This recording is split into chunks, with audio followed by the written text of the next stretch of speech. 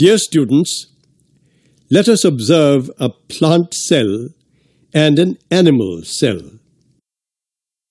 This is a plant cell, and this is an animal cell.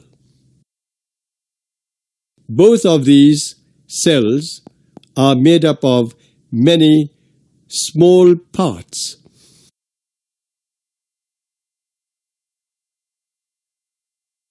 Some of the parts are common in both the plant cell and the animal cell, while others are different.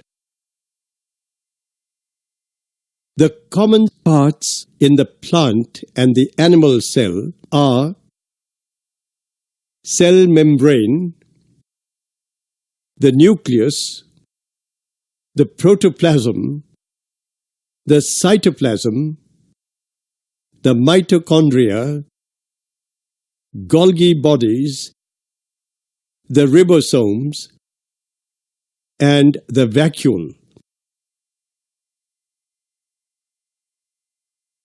All these common parts have some common features too.